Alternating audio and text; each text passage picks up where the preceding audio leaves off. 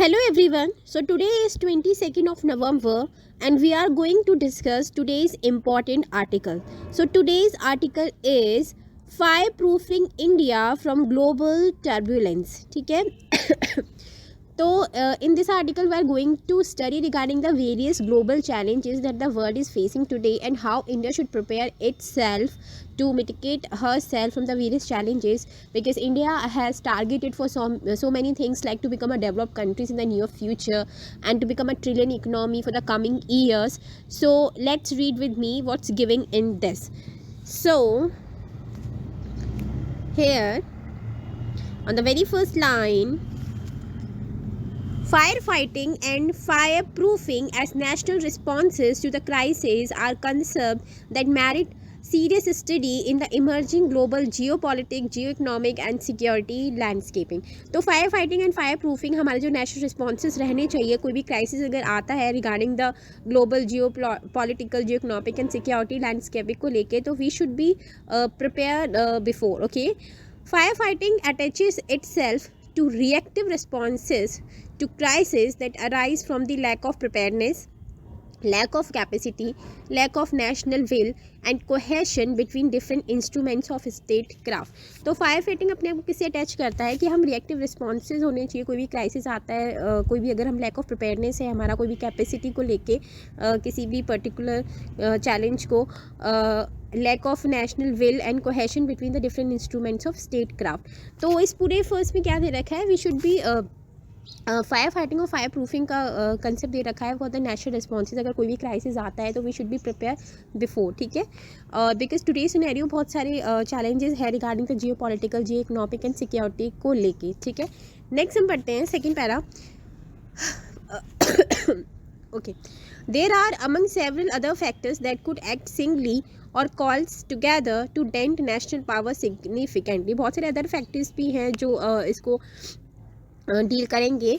ठीक है, not with standing it's measured success and city growth in several areas, India is no stranger to firefighting in domain as diverse as fixing the societal fault lines, plugging economic fissures and scrambling to recover from national security setbacks.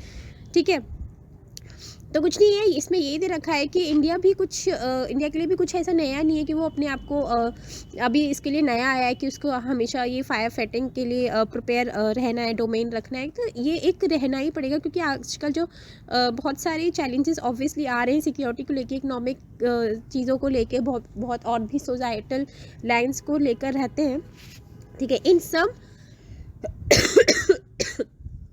in some cases, sorry, I'm not well.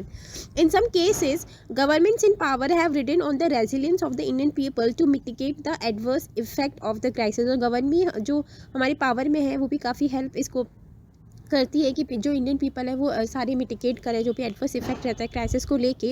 In others, good leadership albeit reactive in nature has often stopped the spread of the fire and initiated the measures that have helped in ensuring the better preparedness for future contingencies. तो सबसे अच्छा point दे रखा है इसमें कि जो good leadership होना चाहिए हमारे में. गुड लीडरशिप डायरेक्टली अफेक्ट करता है कि गुड गवर्नमेंट है और पहले से ही जो प्रिपेयर है, तो ये सारे हमको हेल्प करेंगे in ensuring the better preparedness for future contingencies. ठीक है, तो इस पूरे में हमने भी अभी तक जो पढ़ा है उसमें क्या समझा कि बहुत सारे ग्लोबल चैलेंजेस आ रहे हैं जो पॉलिटिकली, जियो इकोनॉमिक, सिक्योरिटी को लेके, और स्पेशली नेशनल उसको कोई भी नेशन उसको प्रिपेयर रहना चाहिए जो भी चैलेंजेस आ रहे हैं, स्पेशली इंडिया की जो हम बात कर रहे हैं. ठीक है, और स्पेशल फोकस करा गया है गुड लीडरशिप है, तो ऑब्वियसली डायरेक्ट फोकस करता है गुड गवर्नमेंट पे जो पहले से ही प्रिपेयर रहें ताकि हम बेटर प्रिपेयरनेस रखें फॉर द फ्यूचर जो भी कॉन्टिजेंसीज आती हैं. ठीक है, स्पेसिफिक इश्यूज एंड स्ट्रेटजीज. ठीक है, इसमें क्या दे रखा है देखो. It is now time to reflect on whether a transforming India with visions of a $5 trillion and $10 trillion economy in the decades ahead need to reflect hard on developing fireproofing strategies to insulate itself sufficiently from the plethora of crises raging across the world, all of which have the potential to slow down or even derail India's rise in the decade ahead. हम सबको पता है India चाहती है कि वो 5 trillion economy बने 2025 तक, 10 ट्रिलियन इकनॉमी बने 2030 तक. तो क्या हो रहा है, तो बहुत सारे चैलेंजेस उसके सामने आएगा तो इंडिया को पहले से स्ट्रेटजीज इसके लिए बनानी पड़ेंगी, ताकि ऐसे इन सारी जो भी प्रॉब्लम्स है सडन आ जाती हैं उसको वो अच्छे से अपने आप को बचा पाए, ठीक है।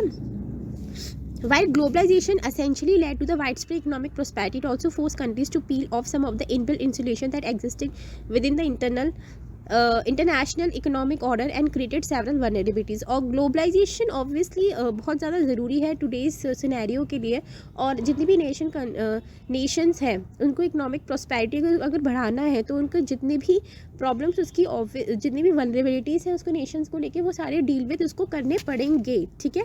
Next, while extremism, hypernationalism, the unequal distribution of wealth, migration, and the adverse impact of climate change are forces that have impacted the whole world and need to be addressed globally. देखो तो सारे ये point normally दे रखे हैं जो global world nowadays face कर रहा है, तो इन सबको डील करना बहुत बहुत ज़्यादा इंपॉर्टेंट है, ठीक है। आंसर राइटिंग के लिए बहुत इंपॉर्टेंट है। तो कितनी अच्छी लाइन है, extremism, hyper nationalism, unequal distribution of wealth, migration, adverse impact of climate change, ठीक है।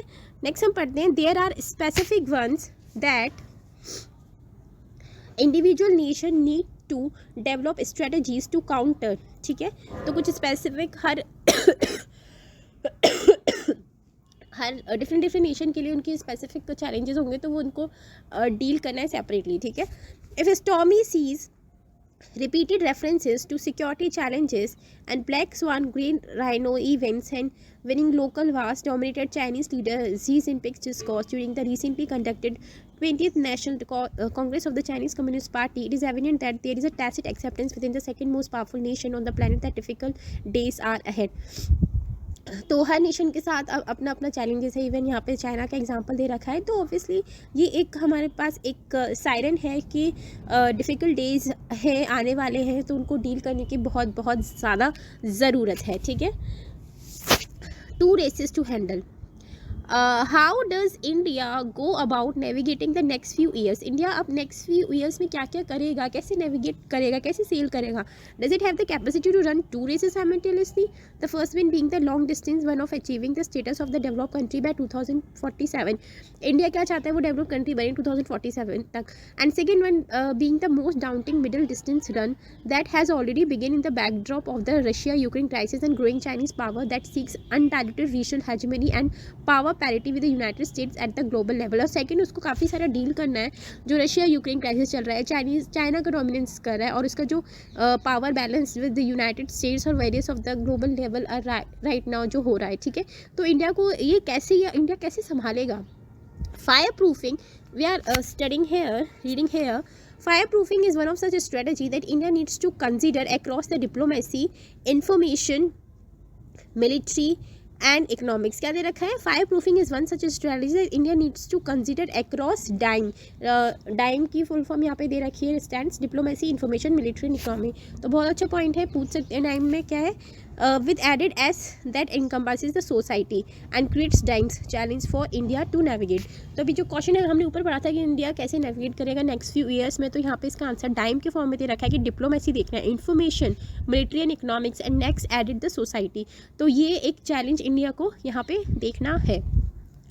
While strategic autonomy is in a multipolar world may be an aspirational outcome, with balancing and hedging emerging as a key Indian diplomatic strategies. Strategic autonomy in a multipolar world may be an aspirational outcome है, with balancing and hedging emerging as a Indian diplomatic strategy. The limit of Indian national power in the face of the exceptional rise in China's national power cannot be hard to perceive.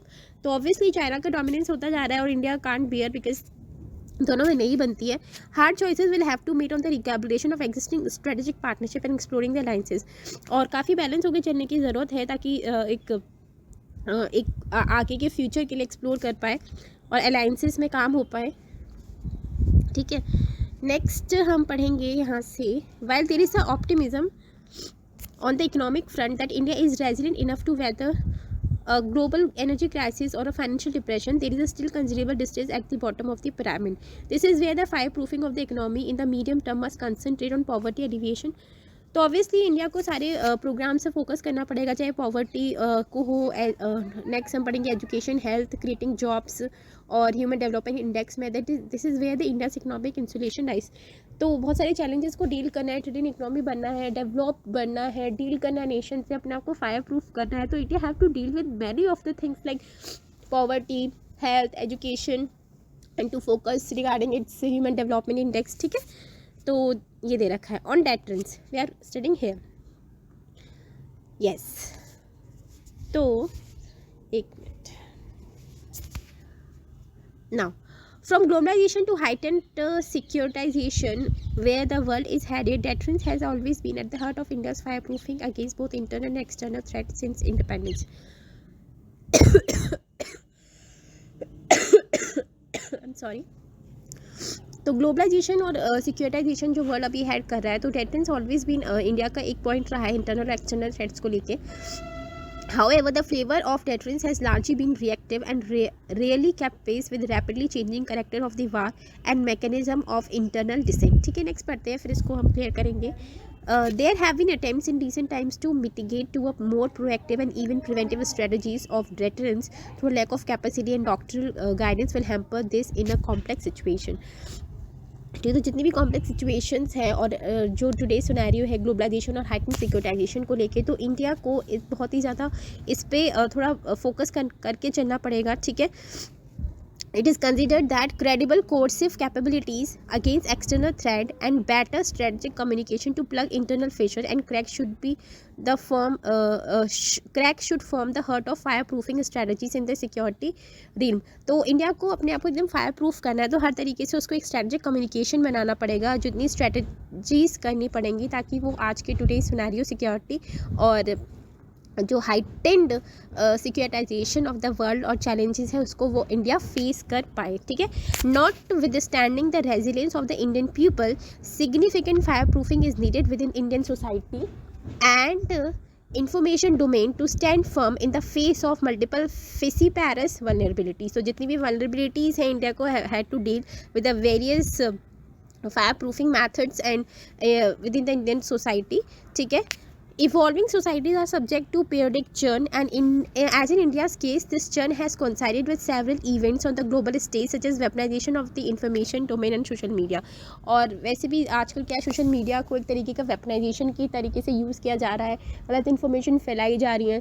ठीक है, तो security को hamper करता है, तो ये सारी चीज़ें एक इंडिया को देखनी पड़ेंगी और ये पूरा आर्टिकल ही इसीलिए कि क्या क्या चेंजेस इंडिया को करने चाहिए ताकि वो नियर फ्यूचर में बहुत सारे एक चैलेंजेस को डील कर पाए।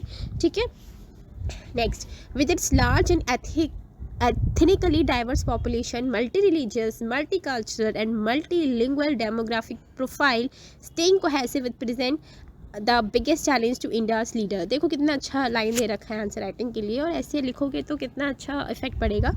विद इट्स इंडिया के बारे में तारीफ हो रही है, देखो, with its large and ethically diverse population, multi-religious, multicultural and multilingual demographic profile, staying cohesive will present the biggest challenge to India's leader. तो इंडिया के बारे में बताया गया है और इंडिया के बारे में जो इंडिया कितनी हमारी डाइवर्स कंट्री है, मल्टीकल्चरल है, तो उसके जो लीडर्स है उसके सामने काफ़ी बिगेस्ट चैलेंज है for the near future and this demand sagacity and statesmanship of the highest order if India is to stay the course over the next decade. तो इंडिया के लिए बहुत ज़्यादा इंपॉर्टेंट है अगर वो नेक्स्ट डिकेड में अपने आप को फ्रूटफुल नेशन अपना रखना चाहता है। तो fire proofing will not be easy, it will demand greater discipline. तो फायर प्रूफिंग ईजी नहीं है, demand the great discipline from the Indian people. ठीक है, हमको भी बहुत ज़्यादा सिक्योर रहने की ज़रूरत है, मतलब एक इंडिविजुअल का भी रिस्पॉन्सिबिलिटी है। यदि हम खुद सोशल मीडिया यूज़ करते हैं, ठीक है, तो हम भी कोई गलत इन्फॉर्मेशन ना फैलाएं, तो हमारे नेशन पे ही अफेक्ट पड़ेगा कहीं ना कहीं जाके। ठीक है, और बहुत सारे पॉइंट्स हैं, है ना। वी शुड बी हम इकोनॉमिकली भी हम मेहनत करें, और वो भी एक पर कैपिटा इनकम के फॉर्म में हमारे नेशंस को हमारे नेशन को हेल्प करेगी। तो कहीं ना कहीं सबका ही कंट्रीब्यूशन बहुत ज़रूरी है, तो एक इंडियन नेशन के लिए बहुत ज़रूरी है। तो पीपल की बहुत ज़्यादा रिस्पॉन्सिबिलिटी है, डिसिप्लिन रहने की बहुत ज़्यादा ज़रूरत है हर चीज़, हर सारे सेक्टर्स में। ठीक है, however this will a small price for India to pay for staying on a track in pursuit of its core national interest. ठीक है, तो इस पूरे आर्टिकल में क्या दे रखा है कि जो भी नियर फ्यूचर में चैलेंजेस आने वाले हैं और इंडिया की जो भी टारगेट्स हैं, like for becoming a trillion economy, for become a developed country, तो इंडिया को बहुत सारे चीज़ों पे खुद को फायर प्रूफ करना पड़ेगा रिगार्डिंग हेल्थ, रिगार्डिंग एजुकेशन। ठीक है, और बहुत सारे जो चैलेंजेस हैं अभी जो गोइंग ऑन चल रहे हैं, एनवायरनमेंट भी आप लिख सकते हो। तो इंडिया को और इंडिया के लीडर्स को ये सारे चैलेंजेस देखने पड़ेंगे अगर नेक्स्ट नियर फ्यूचर में हमको अपने आप को डेवलप्ड और एक सिक्योर नेशन बनाना है तो। So this is the discussion for today and I hope you like it. So thank you and have a nice day.